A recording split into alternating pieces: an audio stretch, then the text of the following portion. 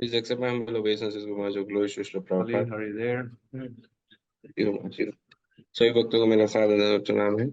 तो आज का टॉक डिलीवर करने हमारे बीच श्रीमान धर्मराज प्रभु उपस्थित है।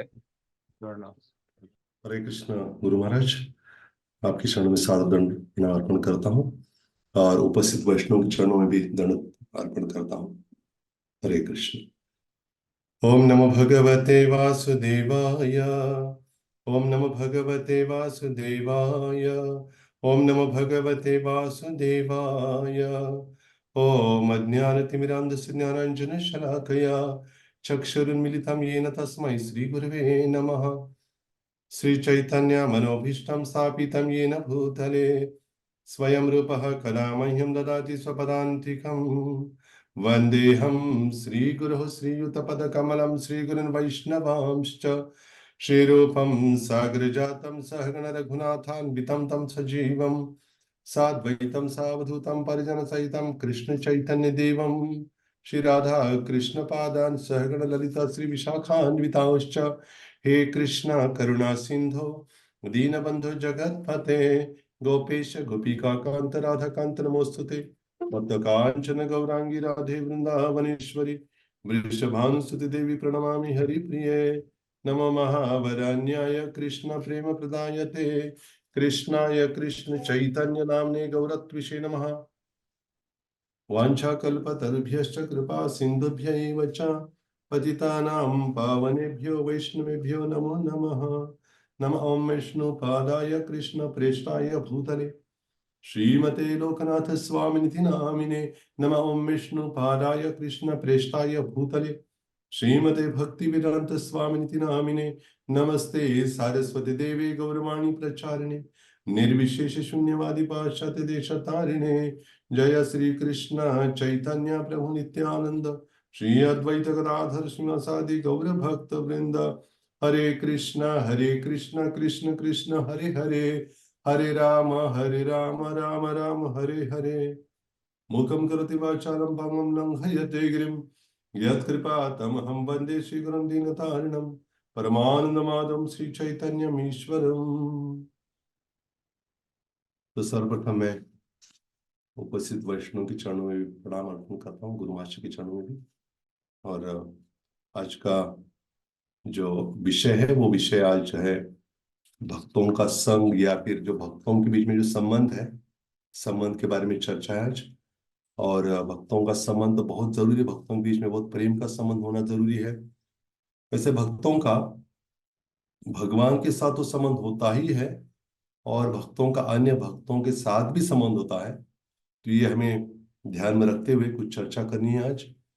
वैसे आध्यात्मिक जीवन का अर्थ ये नहीं कि हम संबंधों का त्याग कर दें, लेकिन आध्यात्मिक जीवन का ये मत अर्थ है कि हम हर एक को भगवान का अंश के रूप में स्वीकार करते हुए उनके साथ एक भगवान का अंश के रूप में उनके साथ संबंध स्थापित करना, ये आध्यात्मिकता है। मतलब ये स्पिरिचुअल रिलेशनशिप। उल्टा ऐसे कि आध्यात्मिक जीवन को हम जब अपनाते हैं या कृष्ण भावना को अपनाते तब क्या होता है, वास्तव में हम हर एक के साथ एक प्रेम भरा संबंध हमारा स्थापित होना चाहिए और होता है भक्तों का। और जो यहाँ तक कि जो स्वयं भगवान भी, कृष्ण भी जो कि आत्माराम है, आत्माराम मतलब अपने आप में आराम, अपने आप में आनंद लेते, फिर भी अपने भक्तों के साथ अलग अलग रसों के द्वारा संबंध स्थापित करना या होना या आदान प्रदान करना भगवान को बहुत मतलब अच्छा लगता है। भगवान उसमें बहुत आनंद का अनुभव करते हैं भक्तों के साथ जब संबंध स्थापित होता है अलग अलग रसों के द्वारा। तो क्या ये देखना है कि जो संबंधों के बारे में भी बहुत चर्चा हुई अलग अलग मतलब शास्त्रों में, भागवत में, चैतन्य चरितामृत में किस प्रकार से भक्तों के संबंध है। और भगवान के जो शुद्ध भक्त है, आचार्य गण है, वो भी अपने अपने अलग अलग श्लोकों के द्वारा यही मतलब मांग करते हैं या यही प्राप्त करना चाहते हैं कि हमें भक्तों के साथ हमारा बहुत अच्छा संबंध बना रहे, प्रेम पूर्वक संबंध, मैत्री पूर्वक संबंध। और फिर जब परीक्षित महाराज भी, जब उनका समय आ रहा था भगवत धाम जाने का, उस समय वो भी प्रार्थना करते हैं। परीक्षित महाराज कहते हैं कि पुनश्च भूयाद् भगवत्यनन्ते रति प्रसंगश्च तदाश्रयेषु महत्सु याम्यामुपयामि सृष्टिम मैत्र्यस्तु सर्वत्र नमो द्विजेभ्यः। कहते हैं, मैं आप समस्त ब्राह्मणों को पुनः नमस्कार करके यही प्रार्थना करता हूं कि यदि मैं इस भौतिक जगत में फिर से जन्म लूं तो अनंत भगवान कृष्ण के प्रति मेरी पूर्ण आसक्ति हो रहेगी। एक पहला कह रहे कि भगवान कृष्ण के प्रति मेरी पूर्ण आसक्ति हो, और दूसरा कहते हैं कि उनके भक्तों की संगति प्राप्त हो, और तीसरा कहते हैं कि और समस्त जीवों के साथ मैत्री भाव रहे। ये जो मैत्री भाव जो है, मतलब कहते हैं कि मैं भगवान के भक्तों के साथ तो रहना चाहता हूं, लेकिन इसके साथ साथ जीवों के साथ ही मैत्री भाव रहे, क्योंकि सभी जीव भगवान के अंश है। भगवान के अंश होने के नाते उनका जो मतलब हो सकता है कि वो सभी लोग भगवान के प्रति अपनी आसक्ति या भगवान के प्रति अपना प्रेम अभी नहीं उत्पन्न हुआ उनके हृदय में, फिर भी मैं चाहता हूं कि सभी जीवों के प्रति भी मेरा प्रेम भाव रहे। जैसे हम देखते हैं कि जो जीव हिंसा शब्द सुनते, जीव हिंसा, जीव हिंसा मतलब जीवों को मारना ही नहीं, केवल जीव हिंसा मतलब जीवों को भगवान से दूर रखना, ये भी जीव हिंसा ही है। इसलिए अगर हम उनके साथ मैत्री भाव स्थापित करते तो क्या ये निश्चित है कि हम उनको भगवान के साथ, भगवान के नाम के साथ या भगवान की सेवा के साथ उनको हम जोड़ेंगे निश्चित रूप से। तो इसलिए ये तीन बातों की मांग कर रहे, कृष्ण के प्रति आसक्ति और भगवान के भक्तों का संग, और जो सभी जीव है सभी जीवों के साथ प्रेम पूर्ण या मैत्रीपूर्ण व्यवहार या उनके साथ संबंध, इसकी मांग कर रहे परीक्षित महाराज। मतलब एक तो बड़े, सभी जानते हैं परीक्षित महाराज तो बड़े सम्राट थे, चक्रवर्ती सम्राट थे पूरे विश्व के, और उनके पास वैसे किसी चीज की कमी नहीं थी। फिर भी जब पता लगा कि उनको 7 दिन के अंदर उनकी मृत्यु होने वाली है, तो पूरा सब कुछ त्याग करके गंगा जी के तट पर बैठ गए कथा सुनने के लिए। इसे हम समझ सकते हैं उनको, मतलब चाहे कोई भौतिक जगत का पूरा मतलब उसके पास पूरा विश्व उसके पास है, तो भी उसकी क्या मांग हो सकती है हम देख सकते हैं इसको परीक्षित महाराज के द्वारा। मतलब वास्तव में जो भक्त है उनकी ये मांग होती है। और वैसे जो महाप्रभु तो कहता है कि हमें जो भौतिकवादी लोग उनका संग नहीं करना है, उनके साथ संबंध नहीं रखना है। असत्संग त्यागते वैष्णवाचार। जो जब पूछा गया कि भक्त की क्या व्याख्या, तो कहते कि पहले भक्त कौन है इससे पहले बताते कि हमें क्या करना चाहिए। जो असत संग है उससे हमें बचना चाहिए, महाप्रभु बता रहे हैं। तो क्या हमारा असत संग से बचना, क्या इसका अर्थ ये तो नहीं हो रहा है कि हमें उनके साथ उनका द्वेष करना है, उनके साथ ईर्ष्या या मत्सर करना है? ऐसे तो नहीं हो रहा है, नहीं बिल्कुल नहीं हो रहा है। क्योंकि उनके साथ मतलब उनसे दूर रहने का अर्थ ये नहीं कि उनके साथ हम द्वेष रखें या मत्सर करें। उनके साथ उनसे दूर रहने, क्योंकि उनको अगर हम उपदेश देने जाएंगे, उनको कुछ सिखाएंगे समझाएंगे, तो क्या हो जाएगा, वो अपराध करेंगे और भी, और द्वेष करेंगे। अरे इसे, ये तो कृष्ण का भक्त है, कृष्ण तो ऐसे है वैसे कहेंगे, भक्तों की निंदा करेंगे। उससे अच्छे कि ऐसे लोगों से दूर रहना ही उनके ऊपर कृपा है वास्तव में, जिससे वो और अधिक अपराधों से बच जाएंगे। तो इसलिए हाँ ये निश्चित है कि ऐसा भक्त है वो क्या करता है, सब उनके लिए भी प्रार्थना करता है कि वो कब भक्त बन जाएंगे। बहुत से भक्त पूछते हैं कि हम प्रयास तो कर रहे हैं उनके वो भक्ति में आए, लेकिन वो नहीं आ रहे, तो ठीक है हम प्रार्थना करेंगे, क्योंकि उनको बताने के लिए जाएंगे, वो सुनेंगे नहीं, स्वीकार नहीं करेंगे, तो हम क्या करेंगे, उनको उनके लिए प्रार्थना करेंगे। भगवान जब देखेंगे कोई शुद्ध भक्त या कोई भक्त किसी ऐसे जीव के लिए प्रार्थना करे जो बिल्कुल भक्ति नहीं करना चाहता, तो भगवान देखते कि ये प्रार्थना कर रही भक्त, तो उसको भी भक्ति देते जो भक्ति नहीं कर रहा है या भगवान से दूर रहना चाहता है, उसको भी भगवान भक्ति प्रदान करते। इसलिए भक्त का ये भाव होता है।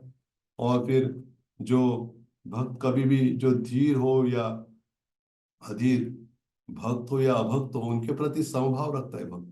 जैसे षड गोस्वामी अष्टक में हम सुनते हैं, कृष्णोत्कीर्तन गान नर्तन परो प्रेमामृतांभो निधि धीरा धीर जन प्रियो प्रिय करो निर्मत्सरो पूजितो श्री चैतन्य कृपा भरो भुवि भुवो भारवहंतारको वंदे रूप सनातनो रघुयुगो श्री जीव गोपालको। कहते हैं कि हर समय कृष्ण कृष्णोत्कीर्तन, देखिए कृष्ण का कीर्तन गान नर्तन इसमें लगे हुए षट गोस्वामीगण। और फिर भी धीर और अधीर, धीरा धीरे जन, धीर हो भक्त हो या अभक्त हो, उनके भी वो प्रिय है। क्यों है? निर्मत्सर, क्योंकि वो मत्सर रहित है, इसलिए सभी के द्वारा पूजित है। जो भक्त होता है उसको पता होता है कि इसके साथ किस प्रकार का संबंध स्थापित करना है। हाँ?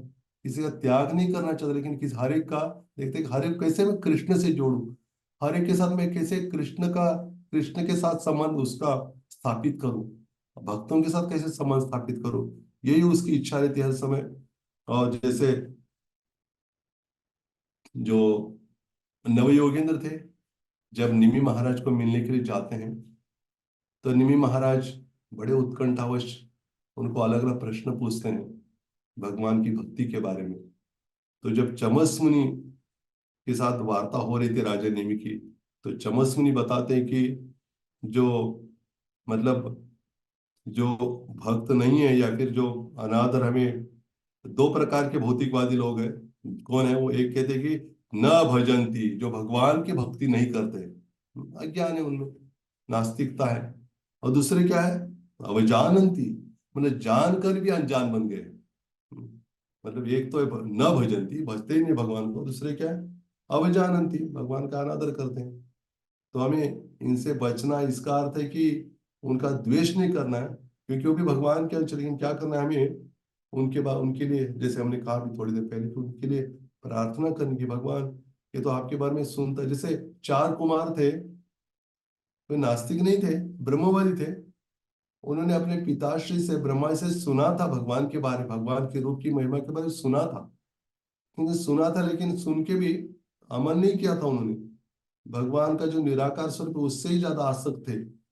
लेकिन जैसे वो जय विजय से मिले, उनकी बातचीत हुई, अब सभी जानते कथा को, तो भगवान का दर्शन हुआ। तो भगवान को जब दर्शन करते दंडवत किया उन्होंने, और जैसे भगवान के चरण कमलों पर जो अर्पित की हुई तुलसी, और वहां प्रभुपाद जी बताते कि केवल भगवान के चरणों पर अर्पित तुलसी ही नहीं, भगवान के चरणों से निकलता हुआ जो सुगंध है, ये दोनों सुगंध ने जब दो नथुनों में प्रवेश किया कुमारों के, तो क्या हो गया? उनके जीवन में पूरा परिवर्तन आ गया। तस्यारविंद नयनस्य पदारविंद किंजल्क मिश्र तुलसी मकरंद वायुः अंतर्गता स्वविवरेण चकार तेषां संक्षोभम अक्षर जुषामपि चित्त तन्वो। उनके चित्त में, उनके शरीर में परिवर्तन हुआ। क्यों? भगवान के साथ एक विशेष संबंध स्थापित हुआ। कोई भगवान को निराकार के रूप में भजता है, तो क्या संबंध स्थापित हो सकता है? कुछ हो नहीं सकता। लेकिन भगवान के जो दिव्य स्वरूप है उसके साथ ही संबंध स्थापित होता है। भक्ति योग मतलब भगवान के साथ जुड़ना है। हाँ, कि केवल भगवान के प्रकाश के साथ नहीं जुड़ना, निराकार स्वरूप के साथ। तो संबंध तभी स्थापित होगा जब हम स्वीकार करेंगे कि भगवान का दिव्य रूप है। तो इसलिए मतलब ये भगवान की विशेषता है। तो भगवान के भक्त उनके साथ जुड़ जाते हैं हर समय। जो भागवत में वर्णन आता है, जब भगवान भी उद्धव से बात करते हैं 11वें स्कंद में, तभी वर्णन आता है अलग अलग प्रकार के श्रद्धा के अनुसार। उनकी जो स्थिति है वो बताते हैं। एक तो है कि जो मध्यम अधिकारी भक्त क्या करते हैं? भगवान के साथ प्रेम करते हैं, भक्तों के साथ मैत्री करते हैं। और जो अज्ञानी उन पर कृपा करते हैं, और जो द्वेषी है भगवान के द्वेष करते हैं, उनकी उपेक्षा करते हैं, उनसे दूर रहते हैं। ये इतना बहुत अच्छा मधुर व्यवहार भक्तों का होता है सभी जीवों के प्रति। तो इसलिए हमें देखना चाहिए कि भक्तों का जो अन्य जीवों के साथ, भगवान के साथ, भक्तों के साथ जो संबंध है, उस संबंध के द्वारा ही क्या होता है, उनकी भक्ति और अच्छी तरह से, मतलब भक्ति में उनकी प्रगति होती जाती है, भगवान के साथ बहुत दृढ़ता के साथ संबंध स्थापित करने का। वैसे जो सुदामा, जो माली था, जब भगवान ने प्रवेश किया मथुरा में, तो अलग अलग कृष्ण बलराम ने जब प्रवेश किया मथुरा में, जब अक्रूर जी के साथ आए थे ना, गोकुल से आए थे, और वहां जब प्रवेश किया मथुरा में, तो अलग अलग लोग, तो सुदामा नाम का जो माली मिल गया उनको, तो उसके फूलों की माला अर्पित की सुदामा ने। हाँ, भगवान के लिए, मानो भगवान के लिए तैयार थी माला, तो भगवान को अर्पित की। और वो समझ गया था सुदामा कि केवल मेरी जो मतलब मेरे पास जो है फूल है या फूल की माला बनाने की बात, मतलब जो मेरी कला है मेरे अंदर, तो केवल कृष्ण को प्रसन्न करने के लिए है।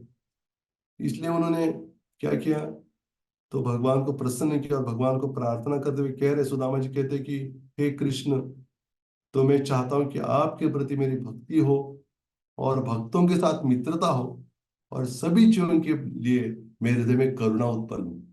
ये मांग रहे हैं। हाँ। ऐसे देखने के लिए तो लग रहा है कि कोई माली है और फूल है उसके पास, और बस फूलों की माला पहना दी भगवान के गलों में, हो गया और क्या। तो हम भी माला तो पहनाते हैं भगवान के गले में, भक्तों के गले में, तो क्या अंतर है? अंतर तो है। देखिए ये मांग क्या है उनकी। जैसे हम भी भक्ति करें, हम हमारी भी अगर यही मांग है तो कितनी विशेष बात है। भगवान के प्रति भक्ति, भक्तों के प्रति मित्रता और सभी जीवन के प्रति क्या है, करुणा। ये करुणा क्यों जरूरी क्यों मांग रहे हैं? कि केवल करुणा ही ऐसा गुण है जिसके द्वारा हम क्या कर सकते हैं, जीवों को कृष्ण भावना प्रदान कर सकते हैं। श्रील प्रभुपाद जी में बहुत सारे गुण हैं, लेकिन करुणा एक ऐसा विशेष गुण था, उन सारे गुणों में विशेष गुण जिसके कारण ही प्रभुपाद जी इतने बड़े उम्र में भी प्रभुपाद जी विदेश में गए। और ऐसे नहीं सब कुछ तैयार था, रेडी था, ऐसे नहीं प्लेट रेडी नहीं था। हाँ, पूरा सब कुछ करके क्या क्या प्रभुपाद जी ने इस्कॉन इस संस्था को हमारे सामने प्रस्तुत किया, जिसके द्वारा हम क्या कर सकते हैं, मतलब भक्तों के साथ मिलजुल के रहते हुए भगवान की भक्ति हम कर सकते हैं। तो एक बार की बात है, बहुत साल पहले की बात, लगभग 20 साल या ज्यादा भी हुआ होगा, तो आरोड़े में जो गुरु महाराज के जन्म स्थान है वहां पे छोटा ही मंदिर था, ये बड़ा मंदिर नहीं था, मंदिर में छोटा मंदिर था। और गुरु महाराज आए थे और उनका प्रवचन हुआ, बहुत से लोग आए थे, बैठे थे। तो गुरु महाराज का प्रवचन समाप्त हुआ, और समाप्त होने के बाद आगे का प्रोग्राम अनाउंस करने के लिए मैं उठ के खड़ा हो गया, तो एक एक भक्त ने हाथ उठाया, कहा कि महाराज मेरा प्रश्न है। तो क्या बोला, क्या प्रश्न है? तो उसने पूछा कि, उस भक्त ने पूछा प्रश्न कि शुद्ध भक्त प्रचार क्यों करते, ये प्रश्न था उनका। तो गुरु महाराज ने कहा कि इसका उत्तर धर्मराज देंगे, मेरी ओर संकेत करते हुए कहा कि ये उत्तर देंगे।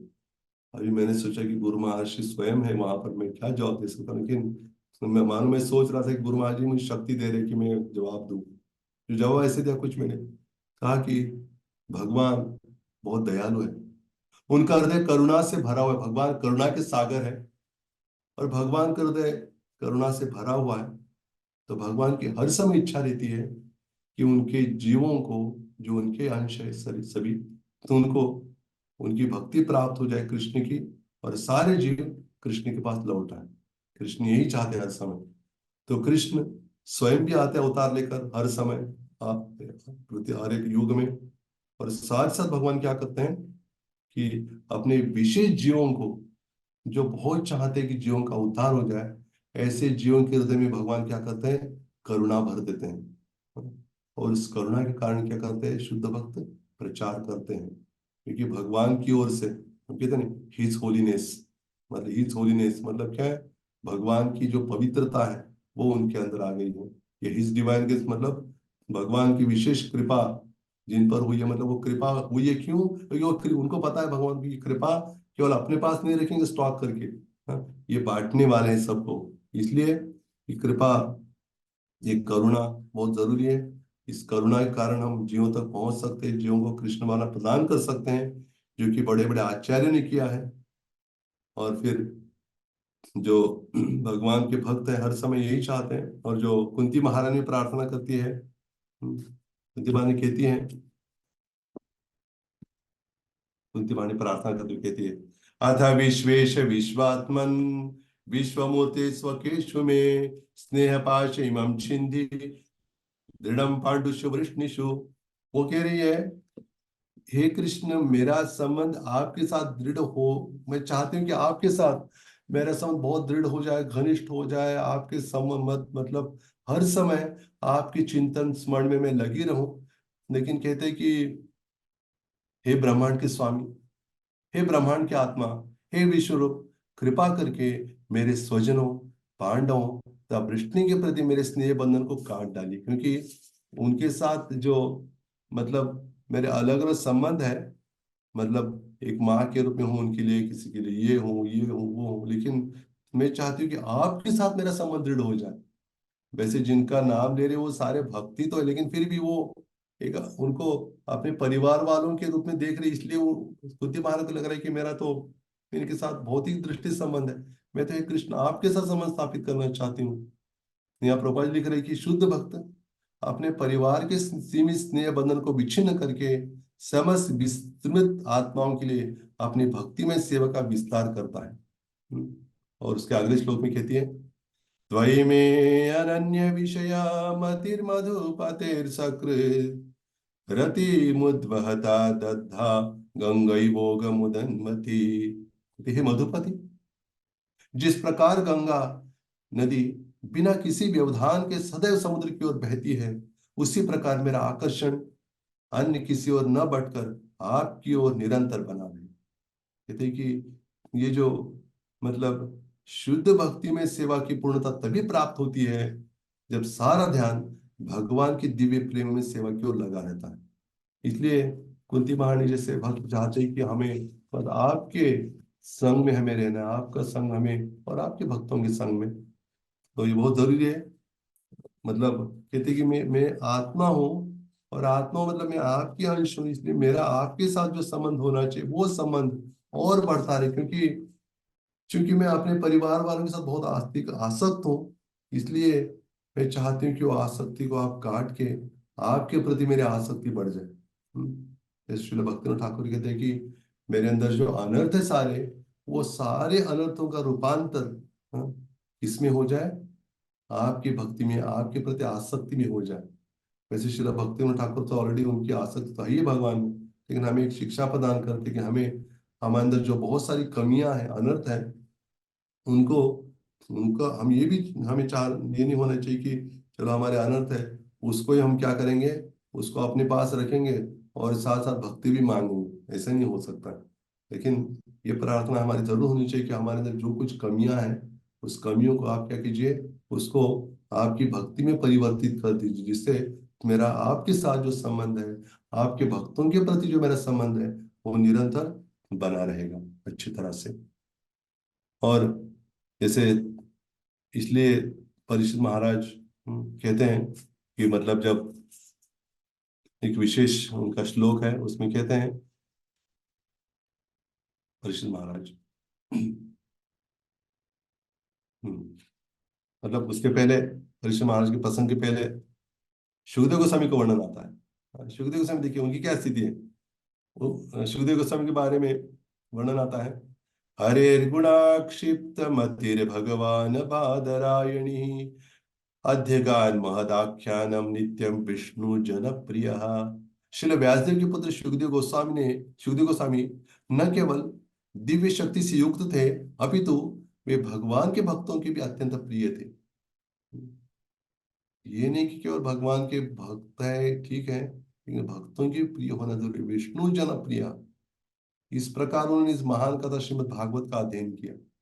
मतलब भगवान का ही प्रिय होना काफी नहीं है, हमें भगवान के भक्तों का भी प्रिय होना है। वो तभी होगा जब हमारा भगवान के साथ ही नहीं, लेकिन भगवान के भक्तों के साथ भी हमारा अच्छा संबंध होगा, तभी है मतलब ये हो सकता है, ऐसी स्थिति को हम अपना सकते हैं। और जैसे चैतन्य चेतावनी में भक्तों के संबंध के बीच में वर्णन आता है, और सुखदेव गोस्वामी भी स्वयं देखते हैं कि जो उनके जीवन में श्रीमद् भागवत का पहले ट्रेलर जैसा दिखाया गया। हाँ, सुखदेव गोस्वामी कोई साधारण व्यक्ति नहीं है, राधारानी के प्रिय तोता ही है। फिर भी मतलब एक लीला की दृष्टि से देखा जाए तो सुखदेव गोस्वामी पहले ब्रह्मवादी थे, बाद में जब गुफा में जाके ब्रह्म लीन होकर ब्रह्म चिंतन करते थे, तो जब व्यास मुनि के आश्रम से वहां के गुरुकुल के छात्र जंगल में आते थे ईंधन इकट्ठा करने के लिए, तो श्लोकों को क्या करते थे, श्लोकों का बार बार उच्चारण करते हुए रहते थे हर समय। जो जो उनको सिखाया जाता था, पाठ होता था, उसी को क्या करते थे, वो बार बार दोहराते थे, जिससे वो जो श्लोक उनको कंठस्थ हो जाते थे। तो जब सुखदेव गोस्वामी थे, गुफा में थे, ब्रह्मलीन थे, ब्रह्म चिंतन कर रहे थे। देखिए ब्रह्मलीन होना या ब्रह्म चिंतन में कोई, थोड़ी देर पहले मैंने कहा चार कुमारों के बारे में, तो कोई संबंध स्थापित नहीं होता। ऐसे कोई नहीं कह सकता कि मैं ब्रह्म चिंतन कर रहा हूँ, मेरा निराकार या प्रकाश के साथ मेरा संबंध स्थापित हो ही नहीं सकता, क्योंकि वहां कुछ लेन देन नहीं है, कुछ आदान प्रदान नहीं है, कुछ रेसिप्रोकेशन नहीं है, संबंध नहीं वहां पे कुछ। तो सुखदेव गोस्वामी तो अंदर ध्यान कर रहे थे, ब्रह्मलीन ब्रह्म चिंतन चल रहा था उनका, तो बाहर से भी छात्रगण जा रहे थे तो श्लोकों का उच्चारण कर रहे थे। एक श्लोक उन्होंने पहले कौन सा सुना, अहो बकीयम स्तनकालकूटम जिघांसया पायदप्य साध्वी लेभे गतिम धात्रिचिताम ततोन्यम कम वा दयालुम शरणम व्रजेम। वो कह रहे थे कि उद्धव जी कहते हैं इस श्लोक को, विदुर के साथ बात करते हैं, कहते हैं कि अहो बके, अहो मतलब कितने आश्चर्य की बात है, वो पूतना जो अपने स्तन को कालकूट जहर लगा के आई थी, वो असाध्वी थी, कृष्ण को मारने के उद्देश्य से आई थी, लेकिन कृष्ण इतने दयालु है, वो सोच रहे ये पूतना मुझे स्तनपान करे, मुझे तो मेरी माँ है, धात्री उचिता। उसको एक धात्री, दाई कहते हैं, दाई नर्स, वो स्थान देता, अपनी माँ का स्थान दे रहे उसको। हाँ, और कौन दयालु हो सकता है जिसकी मैं शरण ग्रहण करूं। ये श्लोक जैसे सुना सुखदेव गोस्वामी ने बस हिल गए, उससे क्या हो रहा है, मतलब मैं जो निर्गुण निराकार का चिंतन कर रहा हूं उससे कुछ अलग कुछ दिख रहा है, किसी व्यक्ति की बात हो रही है, शरणागति की बात हो रही है। और बाहर आ गए, लेकिन बाहर आते थे क्या हो गया, तो वो छात्र तो चले गए थे स्टूडेंट्स। फिर कुछ दिन के बाद हाँ, और एक श्लोक गुनगुनाते हुए आ रहे थे, वो कौन सा था, बर्हापीडं नटवरवपु कर्णयो कर्णिकारं बिभ्रद्वासा कनककपिशं वैजयन्तीं च मालां रन्ध्रान् वेणुरधरसुधया पूरयन् गोपवृन्दैः वृन्दारण्यं स्वपदरमणं प्राविशत् गोपकीर्तिः गीतकीर्तिः। इसका अर्थ है कि कृष्ण का ऐसे रूप का वर्णन सुना है जो हाँ, अपने मस्तक पर मयूर पिच धारण किया है, पीतांबर धारण किया उन्होंने, जैसे बिजली चमकती है वैसे चमकने वाला पीतांबर है, और उनके दोनों हाथों में बंशी है। उसमें क्या कर रहे हैं, बंसी के छेदों में अधर सुधया पूरयन, अपने होठों से निकलने वाला जो अधरामृत उसमें भर रहे हैं अलग अलग छेदों में। और क्या कर रहे हैं, मतलब कृष्ण जा रहे ऐसे, एक नट जैसे हैं, अभिनेता जैसे, सब पूरा मेकअप किया है बाल वालों ने, अलग अलग पत्थरों से क्या किया उनको, या डॉट्स किया है जो कुछ है, और कृष्ण जा रहे हैं, और उनके पीछे पीछे क्या कर रहे हैं, ये सारे ग्वाल बाल भी जा रहे हैं उनके महिमा का गान करते हुए। गोपियां देख रही कृष्ण को ऐसे रूप में। ये जैसे सुना शुद्ध बाहर आ गए, पीछा करते हुए गए, उन छात्रों के पीछे पीछे गए, और कहाँ पहुंच गए, वहीं पहुंच गए जहां से आए थे। कहाँ से आए थे, वो आज मुनि थे, वो तो पिता थे उनके। वहां रह के उन्होंने भागवतम सुना पूर्ण रूप से, और बाद में वही भागवतम उन्होंने वरिष्ठ महाराज को सुना है। देखिए जो संबंध, भगवान का संबंध जुड़ गया तो भागवत प्रकट हो गया। भागवत मतलब क्या है, भागवत मतलब, एक तो भागवत दो प्रकार है ना भागवत, एक तो है भगवान ग्रंथ भागवत, दूसरा व्यक्ति भागवत। व्यक्ति भागवत तभी वो भागवत बनता है जब उसका भगवान के साथ और भक्तों के साथ संबंध जुड़ जाता है, तो व्यक्ति वो भागवत बन जाता है। जब भागवत को हृदय में उतारता है कोई, तो व्यक्ति भागवत बन जाता है। इसलिए यहाँ पे हम देख सकते हैं कि भगवान के भक्त किस प्रकार भगवान का संबंध स्थापित करते हैं। जैसे राजा राजा प्राचीन परिषद 10 पुत्र थे, प्रचेतागण, उनका अलग अलग से नाम का वर्णन नहीं है, लेकिन सारे 10 मिलके उनका नाम प्रचेता था, प्रचेता। तो इसलिए उनके अलग नामों की जरूरत नहीं होती थी, क्योंकि उन सभी जो 10 भाई थे, सभी का एक ही विचार होता था, एक ही निर्णय होता था, हर समय प्रेम से रहते थे, भक्ति भाव से रहते थे। जब उनके पिता ने कहा कि आप सृष्टि को बढ़ाना है, उसके पहले थोड़ा तपस्या करके आओ, तो पहुंच गए कहाँ पर, समुद्र में जाकर मतलब तपस्या कर रहे खड़े होके, और तपस्या कर रहे थे, तो भगवान ने जब देखा कि ये 10 के 10 क्या कर रहे हैं, मेरी भक्ति तो करी लेकिन प्रेम के साथ, मैत्री के साथ आपस में व्यवहार रखते हुए मेरी भक्ति करे, तो भगवान अष्टभुजा रूप लेकर गरुड़ पर सवार होकर आ गए। ये सारे पानी में खड़े थे, और वहीं दंडवत किया भगवान को। भगवान प्रसन्न होकर, भगवान कहते हैं कि वहां भगवान बड़े प्रसन्न हो गए, कहते हैं वरम वृणीध्वम भद्रम वो यूयं मे नृपनंदनः सौहार्देन पृथक् धर्मास्तुष्टो हम सवृदेन वः। भगवान कहते कि हे प्रचिताओं, मैं तुमसे बहुत प्रसन्न हूँ। क्यों प्रसन्न हूँ? क्योंकि तुमने क्या किया है, मेरी भक्ति की है। ये तो निश्चित है कि मेरी भक्ति आपने की, लेकिन भक्ति करते हुए क्या किया है, आप सभी ने बहुत प्रेम के साथ एक दूसरे के साथ व्यवहार भी रखा है। भक्ति भाव 2 बार कह रहे भगवान, सौहार्द देना, सौर देना। हाँ, जो मैत्री भाव, प्रेम भाव, इसके द्वारा आप साथ में रह रहे हो, इसलिए मैं आपको वरदान देना चाहता हूँ। और मैं यही वरदान दे रहा हूँ आपको कि आप क्या करो, मतलब आपको कुछ नहीं करना, लेकिन भगवान अपनी ओर से बता रहे हैं कि जो कोई आपका स्मरण संध्या समय में प्रतिदिन करता है, वो सभी भक्तों के साथ या सभी जीवों के साथ प्रेम से या मैत्रीपूर्ण संबंध के द्वारा रह सकता है।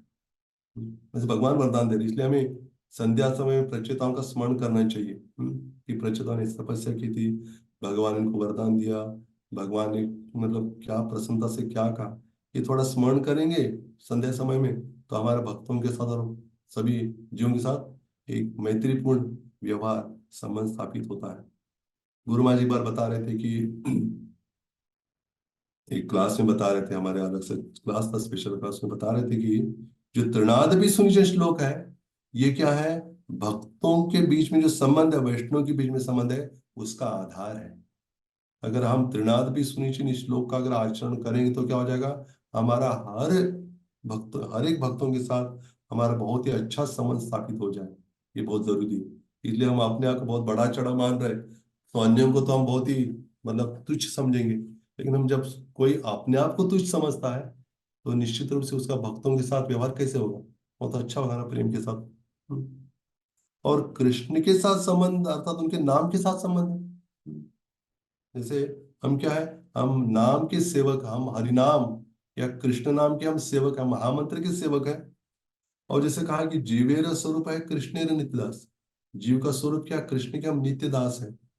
कृष्ण के नित्य दास मतलब कृष्ण के नाम के भी दास हो ही गए ना। जैसे गुरु महाराज बता रहे थे ना एक दिन जब पटवाक में, कि हमें जब भगवान का ब्रह्म साक्षात्कार है, परमात्मा साक्षात्कार होता है, ऐसे भगवान साक्षात्कार जब होता है, भगवत साक्षात्कार, जो अंतिम लक्ष्य है हमारा कि भगवत साक्षात्कार, तो भगवत साक्षात्कार हो रहा है, इसका अर्थ क्या है, गुरु महाराज बता, भगवत साक्षात्कार और नाम साक्षात्कार में थोड़ा अंतर थोड़ी है। किसी को नाम का साक्षात्कार हो गया, इसका अर्थ क्या है, भगवत साक्षात्कार हो गया उसको। इसलिए जीवेर स्वरूप है कृष्णेर नित्यदास मतलब क्या है, जीवेर स्वरूप है कृष्ण नामेर नित्यदास, या सर्वधर्मान परित्यज्य माम एकम मतलब क्या है, नाम एकम हो गया ना, वही, कोई परिवर्तन नहीं करना है हमको श्लोकों में, लेकिन माम एकम मतलब नाम एकम, भगवान के नाम की शरण लेनी है। लेकिन कलयुग में भगवान की शरण लेने की विधि या तरीका क्या है, उनके नामों के द्वारा, उनके नामों का उच्चारण करते हुए हम क्या कर सकते हैं, तुरंत ही भगवान के साथ संबंध स्थापित हो जाता है। जैसे जिस स्थान में अभी मैं रह रहा हूँ, महाराष्ट्र में लातूर नाम का स्थान है, नांदेड़ के बाद लातूर, यहाँ की भी कहानी बहुत रोचक है। यहाँ पे 5,000 वर्ष पहले जब युधिष्ठिर महाराज राजस्व यज्ञ कर रहे थे हस्तिनापुर में, तो सभी को पता है राजस्व यज्ञ में एक घोड़ा होता है, घोड़े को छोड़ा जाता है सभी स्थानों में, और जो लोग घोड़े का स्वागत करते हैं तो भी समझना है कि चलो ये लोग स्वीकार कर रहे कि हम आपके अधीन रहना चाहते हैं, आपको एक सम्राट के रूप में देखते हुए हम आपके अधीन राजा बनना चाहते हैं। लेकिन कभी कभी होता है कुछ लोग घोड़े को मतलब आगे नहीं जाने, घोड़े को मतलब या रख देते हैं अपने पास, या फिर घोड़े को मारना चाहते हैं, तब क्या होता है फिर, समझना चाहिए कि स्वीकार नहीं कर रहा है कि ये आपको राजा के रूप में मैं स्वीकार नहीं करना चाहता हूँ। तो ऐसे हुआ, जो लातूर जिस स्थान में मैं हूँ, तो वहाँ इस स्थान का नाम लातूर का पहले रत्नापुर था, और यहाँ पे एक राजा था, राजा मलय ध्वज, बहुत विशेष भक्त था भगवान का, कृष्ण का भक्त था। और उसका जो पुत्र था ताम्रध्वज, वो भक्त नहीं था बिल्कुल। जैसे इस स्थान में, वो स्थान अभी भी है, हमने समय अभी नहीं गया, लेकिन मैंने मुझे बताया गया कि वो स्थान है। तो वहां पे जब घोड़ा आ गया था, तो ताम्रध्वज ने क्या किया, घोड़े को मतलब आगे जाने नहीं दिया, रोका, और मतलब वो सोचा कि अभी मैं घोड़े को मार दूंगा या फिर आगे नहीं जाने दूंगा। तो भगवान को पता लगा कि अरे युधिष्ठिर महाराज के यज्ञ में कोई घोड़ा उधर, हाँ, रोक रहा है घोड़े को। तो भगवान स्वयं आकर इधर क्या किया, उसके साथ युद्ध किया। और मलय ध्वज राजा को पता लगा कि अरे मेरे पुत्र ने ये क्या कर दिया है, लेकिन चलो इसी बहाने भगवान भी आ गए, तो भगवान का दर्शन भी हुआ वो स्थान यहाँ पे। और इसी आने वाले वसंत पंचमी को ही 14 तारीख को इसी महीने के, यहाँ पे गुरु महाशय स्वयं आ रहे हैं। और यहाँ पे जगन्नाथ बलदेव सुभद्रा यहाँ पे विराजित होने वाला है पहले से, लेकिन यहाँ विशेष एक मंदिर हॉल का निर्माण हुआ है। वहाँ पे गुरु महाशय कर कमलों के द्वारा जगन्नाथ जी को स्थापित किया जा रहा है। और इसलिए सभी वैष्णव के चरण में प्रार्थना है कि आप पता नहीं आप बहुत दूर दूर हैं, ये कार्यक्रम बहुत बड़ा तो नहीं है, लेकिन फिर भी गुरु महाशय आ रहे, भगवान की स्थापना हो रही है, तो आपकी चरण में प्रार्थना है कि आपको अगर संभव है तो आप जरूर इसमें, इस सारे जो आसपास के हैं वो तो जरूर आ सकते हैं, और आप नहीं भी आ सकते तो भी आप प्रार्थना कीजिए हमारे लिए कि ये प्रोग्राम अच्छी तरह से हो जाए, और यहाँ गुरु महाशय की प्रसन्नता के लिए, भगवान की प्रसन्नता के लिए भी यहाँ अच्छी तरह से मतलब जो प्रचार कार्य चलता रहे, और विशेष रूप से भक्तों के साथ प्रेमपूर्ण संबंध रखते हुए। ये बहुत जरूरी है, प्रचार तो बहुत हो रहा है लेकिन भक्तों के साथ संबंध भी अच्छा रहना बहुत आवश्यक है। और ये कहते हुए मैं अपनी वाणी को विराम देता हूँ। हरे कृष्ण। श्रील प्रभुपाद की जय। बहुत बहुत धन्यवाद श्रीमान धर्मराज प्रभु, आज के इस टॉक के लिए, इतने महत्वपूर्ण विषय पे प्रभु जी ने जो आज टॉक दिया। गुरु महाराज जी के काफी वरिष्ठ शिष्यों में से एक है श्रीमान धर्मराज प्रभु, और जो कि इतने सालों से गुरु महाराज जी के साथ उनका संबंध भी रहा है। काफी कुछ उन्हें गुरु महाराज जी व्यक्तिगत रूप से भी कहे हैं, सीखे हैं, बताए हैं, समझाए हैं।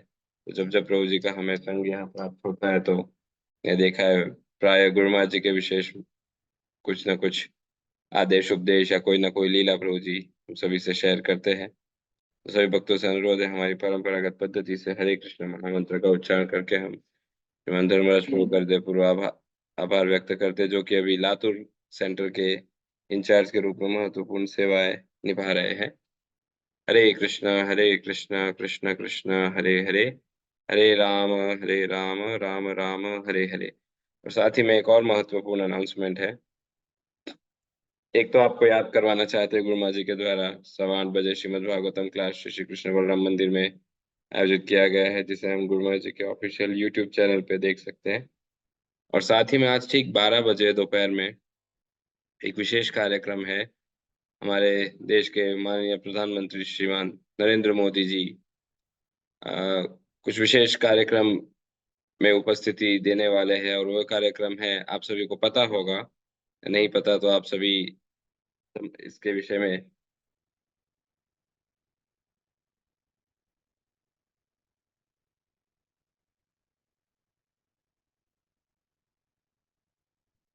आप सभी इसके विषय में जान सकते हैं, समझ सकते हैं। ये वर्ष जो है 2024, वो परम पूज्य श्रील भक्ति सिद्धांत सरस्वती ठाकुर प्रभुपाद जी का 150th 150वीं व्यास पूजा है, या 150वां जन्म शताब्दी वर्ष है। तो इसके उपलक्ष्य में आज श्रीमान नरेंद्र मोदी जी एक विशेष टॉक देने वाले हैं, जिसमें इस्कॉन श्रील प्रभुपाद और साथ ही में भक्ति सिद्धांत सरस्वती ठाकुर श्रील प्रभुपाद जी के विषय में कुछ महत्वपूर्ण बातें कहेंगे, और एक मेमोरियल कॉइन भी रिलीज करेंगे। तो ये कार्यक्रम 12 बजे से प्रारंभ होगा, और पीएम ऑफिस, जो प्राइम मिनिस्टर्स ऑफिस की जो ऑफिशियल यूट्यूब चैनल वगैरह होती है, उस पे लाइव होगा। गुरु महाराज जी के यूट्यूब पे लाइव नहीं होगा, तो आप गूगल में सर्च कर सकते हैं। तो इसे भी जरूर सुनिए, कि जहाँ प्रथम बार गौड़ीय मिशन या गौड़ीय एक संत को इस इतना बड़ा सम्मान दिया जा रहा है, कि जहाँ उनके मेमोरी में एक मेमोरियल कॉइन रिलीज हो रहा है उनके 150th व्यास पूजा पे। बहुत ही विशेष कार्यक्रम रहेगा ये, तो आप जरूर इसे अटेंड कीजिए। तो इसी के साथ हम आज के सत्र को यहीं विराम देते हैं। कल पुनः गुरु महाराज जी के साथ ये नाम जप और जपा टॉक के लिए हम एकत्रित होंगे। और साथ ही साथ हमारे वरिष्ठ गुरु भाई श्रीमान जय तीर्थ प्रभु का भी आज जन्म दिवस है। तो श्रीमान जय तीर्थ प्रभु के लिए हम सब एक बार हरे कृष्ण महामंत्र का उच्चारण करके उनको उनके जन्म दिवस के हार्दिक शुभकामनाएं देते हैं। प्रभु जी काफी वरिष्ठ भक्तों में से एक है, और पिछले कई दिनों से गुरु महाराज जी की पंढरपुर धाम की भू वैकुंठ प्रोजेक्ट की सेवा में अविरत रूप से लगे हुए हैं। सभी से अनुरोध है, एक बार हरे कृष्ण महामंत्र का उच्चारण करके हम श्रीमान जय तीर्थ प्रभु को जन्म दिवस की हार्दिक शुभकामनाएं देते हैं। हरे कृष्ण कृष्ण कृष्ण हरे हरे, हरे राम राम राम हरे हरे। श्री हरिनाम प्रभु की जय, हरे कृष्ण महामंत्र की जय। श्रील प्रभुपाद की जय। परम पूज्य श्री लोकनाथ स्वामी गुरु महाराज की जय। वाञ्छा कल्पतरुभ्यश्च कृपा सिन्धुभ्य एव च पतितानां पावनेभ्यो वैष्णवेभ्यो नमो नमः। अनंत कोटि वैष्णववृंद की जय।